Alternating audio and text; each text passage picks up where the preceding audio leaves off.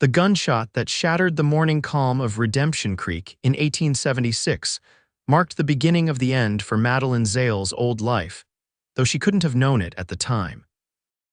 The dusty Wyoming Territory settlement had never been kind to her, but as she stood over the body of her father, the town drunk who'd finally picked the wrong fight, she realized she was truly alone now.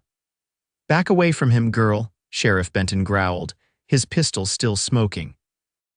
Tucker Zale was reaching for his knife. "Consider yourself lucky I didn't take you both down."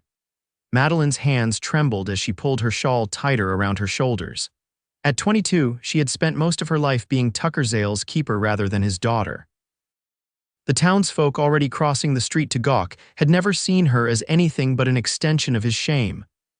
"What happens to me now?" she asked, her voice barely audible over the gathering whispers. Sheriff Benton holstered his gun. "That's hardly my concern. Your pa's cabin sits on Haywood land. I reckon you've got until sundown to clear out before they claim it." The crowd's murmurs grew louder, a chorus of judgment that had followed Madeline her entire life.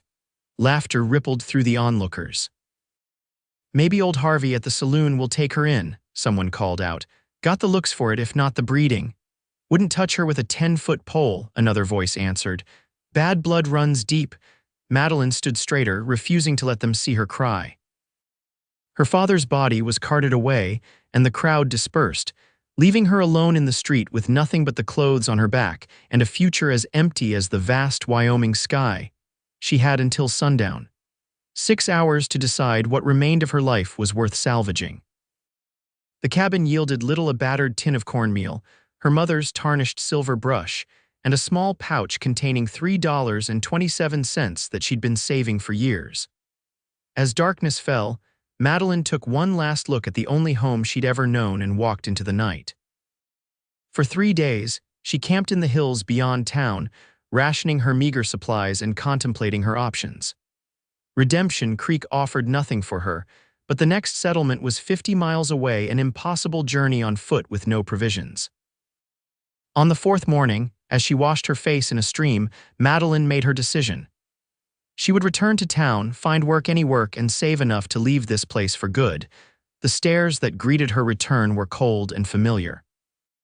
She approached the general store first, where the owner, Mr. Finch, barely glanced up from his ledger. "Got nothing for you," he said flatly. "Don't need the trouble." The boarding house, the dress shop, and even the livery stable gave similar responses. By midday, Madeline's resolve was faltering. She sat on a bench outside the church, hidden from view, and allowed herself a moment of despair. "You look like you could use a drink of water." Madeline startled at the voice. A tall man stood before her, holding out a canteen. His clothes were trail-worn but clean, and his eyes, sharp and assessing beneath the brim of his hat, seemed to look past her circumstances to something she herself couldn't see. "Thank you," she said, accepting the canteen cautiously. "Isaac Harrington," he offered, keeping a respectful distance. "Passing through on my way to my uncle's ranch north of here." Madeline returned the canteen after a small sip. "Madeline Zale," she replied, watching his expression closely for the familiar flicker of recognition and distaste. It never came. Instead, Isaac nodded thoughtfully. "You look hungry, Miss Zale. I was about to get some lunch at the hotel. Would you care to join me?" The dining room of the Redemption Creek Hotel fell silent as they entered. Madeline felt the weight of every stare as Isaac led her to a table by the window. The waiter approached reluctantly. "Mr. Harrington," he acknowledged, pointedly ignoring Madeline. "Will you be dining alone today?" Isaac's eyes hardened slightly. "No, the lady and I will both have the stew and coffee." After the waiter departed, Madeline leaned forward. "You don't have to do this." "Once they tell you who I am, I know who you are," Isaac interrupted quietly. "I've been in town 3 days. Hard not to hear gossip in a place this size." Madeline felt her cheeks burn. "Then why? Because I make my own judgments, Miss Zale." His voice was steady, his gaze unwavering. "And I've yet to see anything that justifies how these people treat you." Their meal arrived, delivered with undisguised disapproval. Isaac ignored it completely, asking Madeline about herself with genuine interest. She found herself speaking more than she had in years, sharing fragments of her life: her mother's death from fever when she was 12, her attempts to keep her father sober, her small garden behind the cabin that had often been their only source of food. As they finished eating, Isaac asked, "Do you have somewhere to stay?" Madeline hesitated, pride battling with practicality. "I've been managing." Isaac nodded, seeming to understand what she wasn't saying. "My uncle's ranch, the Double H, is about 15 miles north. He's looking for a housekeeper. It's honest work with room and board." Hope flickered dangerously in Madeline's chest. "Your uncle wouldn't want someone like me working for him." "My uncle trusts my judgment," Isaac replied, "and I'm an excellent judge of character." The next morning, Isaac met Madeline at the edge of town with an extra horse, a gentle mare that he'd purchased specifically for her journey. The kindness of the gesture nearly broke her composure. "I can't accept this," she protested. "It's not charity," Isaac assured her. "The ranch needs another horse anyway. Consider it an advance on your wages." The ride to the Double H gave Madeline her first glimpse of the man beneath Isaac's quiet exterior. He pointed out landmarks with the enthusiasm of someone who loved the land, shared stories of his travels that made her laugh, and never once made her feel like anything less than an equal. Harold Harrington, Isaac's uncle, proved to be cut from the same cloth as his nephew, gruff but fair, with no interest in town gossip. He showed Madeline to a small but clean room off the kitchen and outlined her duties: cooking, cleaning, mending, and tending the kitchen garden. "Don't much care where folks come from," he told her bluntly. "Care about where they're headed. Isaac says you're a hard worker, and that's good enough for me." Life at the Double H settled into a rhythm that was both demanding and deeply satisfying. Madeline rose before dawn to prepare breakfast for Harold and the 4 ranch hands, spent her mornings cleaning and baking, her afternoons in the garden or mending, and her evenings preparing supper. The work was harder than anything she'd done before, but for the first time in her life she was valued for it. Isaac's presence was both a comfort and a complication. As the ranch foreman, he spent most days out on the range, but evenings found him at the table, his quiet attention making her pulse quicken in ways she'd never experienced. They developed a friendship built on small moments: coffee shared in the pre-dawn kitchen, books exchanged with thoughtful discussions, and occasional rides across the property when her duties allowed. One evening, 3 months after her arrival, Isaac found Madeline on the porch gazing at the stars. "Penny, for your thoughts?" he asked, settling beside her on the step. "I was thinking about Redemption Creek," she admitted. "How strange it is that I feel more at home here after a few months than I ever did there in 22 years. Isaac was quiet for a moment. "Home isn't always where you're from, sometimes it's where you're understood." Their eyes met, and in that moment, something shifted between them, an acknowledgement of feelings that had been growing steadily since that first day in town. The following week brought unexpected visitors to the Double H. 3 riders appeared at midday, and Madeline recognized them immediately. James Finch, the general store owner's son, William Porter, the banker's nephew, and Thomas Green, son of Redemption Creek's mayor. All 3 had been among her most vocal tormentors in town. "Harrington." James called out as Isaac approached from the barn. "Didn't know this is where you'd settled. We're headed to Cheyenne, thought we'd stop for water." Their eyes widened when they spotted Madeline on the porch. Thomas nudged William, both snickering. "Looks like you've got yourself Tucker Zale's girl," James remarked, his tone making the innocent words sound filthy. "Town's been wondering where she disappeared to."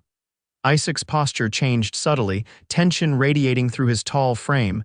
"Miss Zale is the housekeeper here. You can water your horses at the trough, then be on your way." The men exchanged knowing glances. "Housekeeper, huh? That what they're calling it these days?" Madeline felt the familiar shame rising, but before she could retreat inside, Isaac stepped forward, his voice deadly quiet. "You've got exactly 2 minutes to water your horses and ride out, gentlemen. After that, I'll consider you trespassing."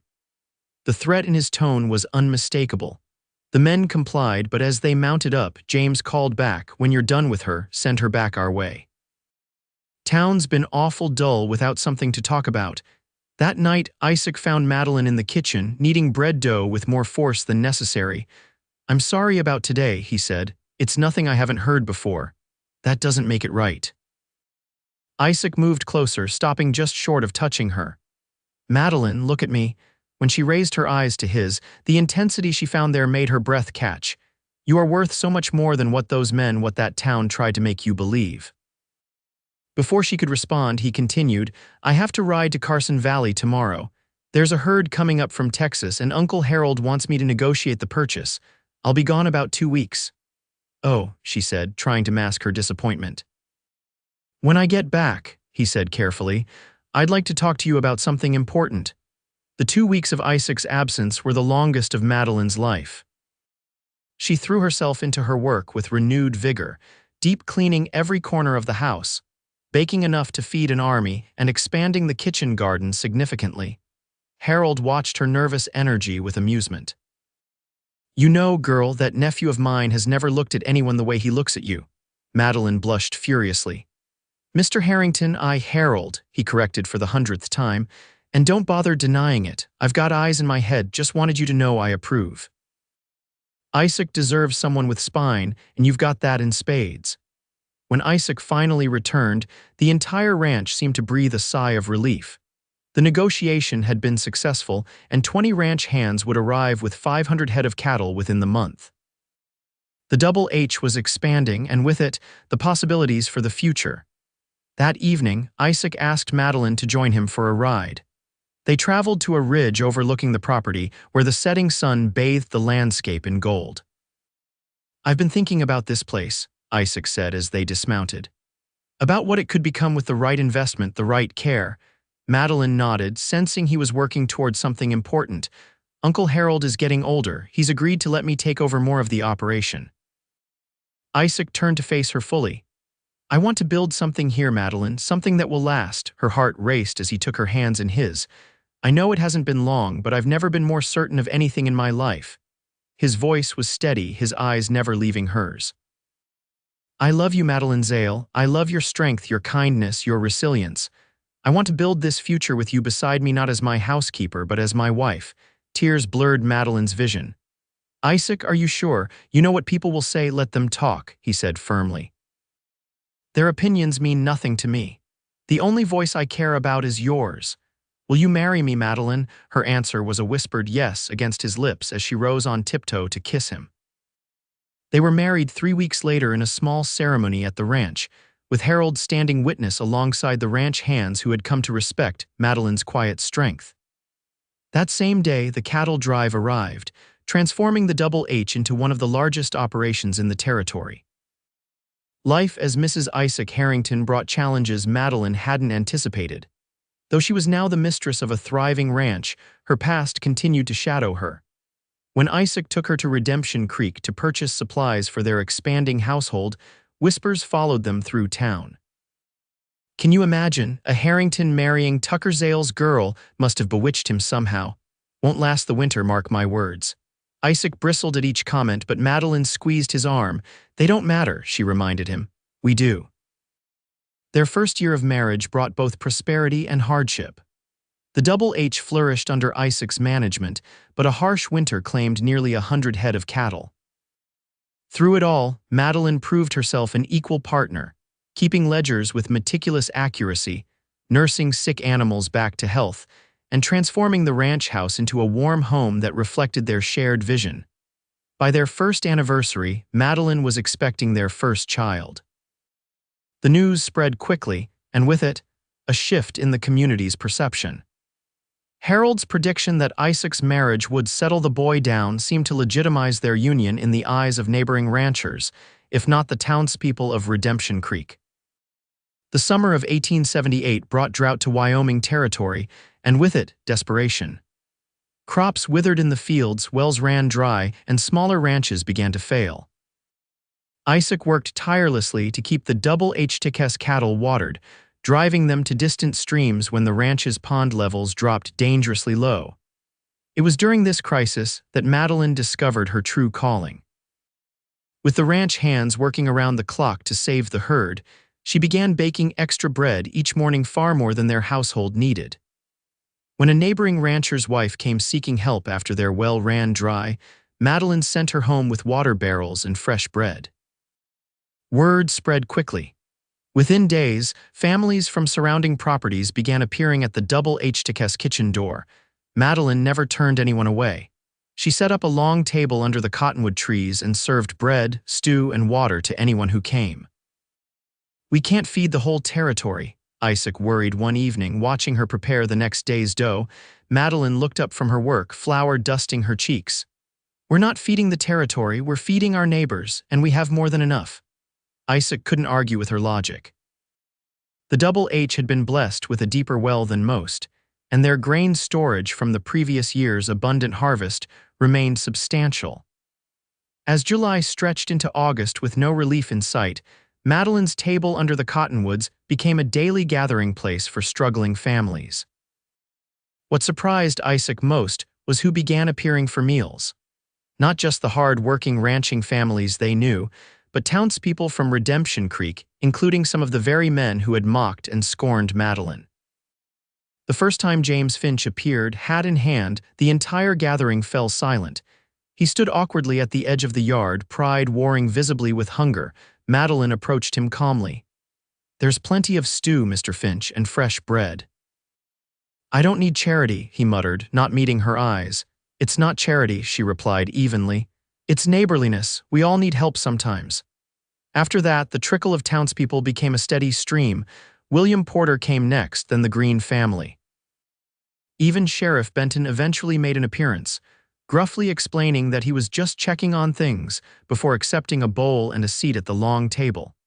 Isaac watched it all with a mixture of pride and amazement. "You're feeding the very people who drove you out of town," he observed one night as they lay in bed, his hand resting protectively over her growing belly. "I'm feeding hungry people," Madeline corrected gently. "Their past unkindness doesn't make their current hunger any less real." "You're a better person than I am," Isaac admitted. "I'd have sent them packing." Madeline smiled in the darkness. "That's why we balance each other. Your strength protects us, my compassion connects us." The rains finally returned in late September, a steady 3-day downpour that replenished wells and revived parched fields. The crisis had passed, but something fundamental had changed. The Double H was no longer just another ranch, it had become the heart of the community. As harvest time approached, those who had been fed at Madeline's table returned with offerings, bushels of apples, preserved vegetables, mended fences, and labor freely given. When their daughter was born in October, a robust, dark-haired girl they named Hope, gifts and well wishes poured in from across the territory.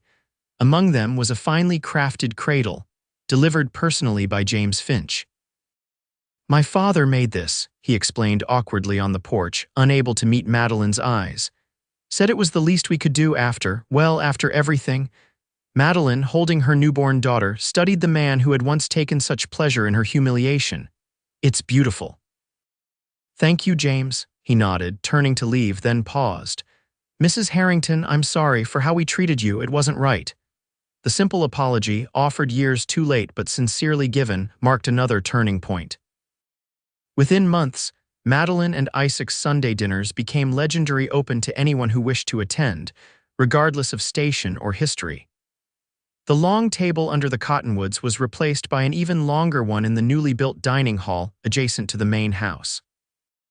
By 1880, the Double H had tripled in size and employed over 30 ranch hands year-round. Isaac's innovative breeding programs produced hardier cattle, while Madeline's management of the household affairs allowed them to weather economic fluctuations that bankrupted less diversified operations. Their family grew alongside the ranch. Hope was joined by a brother, Daniel, in 1880 and twins Margaret and David in 1883. The children thrived in the bustling environment, learning early the values their parents held dear: hard work, compassion, and the importance of community. Redemption Creek itself was transformed by its relationship with the Double H. New businesses opened to serve the expanding ranch, bringing prosperity and growth. The whispers that had once followed Madeline through town were replaced by respectful greetings, and when Isaac was asked to serve on the town council in 1881, the vote was unanimous. On a warm summer evening in 1885, as they celebrated their 7th wedding anniversary with friends and family gathered around their table, Isaac pulled Madeline aside. "Do you ever think about how far we've come?" he asked, leading her to the porch steps where they could watch the sunset. Hope, now 6, was organizing the younger children in an elaborate game of tag, her confident voice carrying across the yard. "Sometimes," Madeline admitted, "it seems impossible that this is my life, our life." Isaac slipped an arm around her waist. "You know what amazes me most? Not the ranch or the children or even how we've changed this community." "What then?" she asked, leaning into his embrace. "That you never became bitter, that you fed the very people who mocked you, that you've always seen the best in others even when they showed you their worst." Madeline smiled, watching as James Finch's wife handed their youngest daughter to Hope for a turn in the game. The old barriers had fallen away so completely that sometimes it was hard to remember they had ever existed. "Everyone deserves a second chance," she said simply, "just like you gave me." Isaac shook his head. "I didn't give you anything. I just saw you really saw you when no one else bothered to look." As the sun dipped below the horizon, painting the sky in brilliant oranges and pinks, they remained on the porch, watching their children play among the children of those who had once scorned their union. The sound of laughter rose like a prayer into the gathering dusk, a testament to the healing power of bread freely given and judgment withheld. In the years that followed, the Double H became known throughout Wyoming territory not just for its fine cattle and innovative ranching practices, but for the unfailing hospitality of its mistress. Travelers spoke of the woman who had transformed the fortunes of an entire community through simple acts of kindness, and how every man who had once mocked her eventually came to her table for bread. Madeline herself never spoke of the past. For her, each loaf shaped by her hands was not an act of vengeance or vindication, but of grace, a reminder that the true measure of a life well lived is not in the wrongs remembered, but in the love freely given when it was needed most.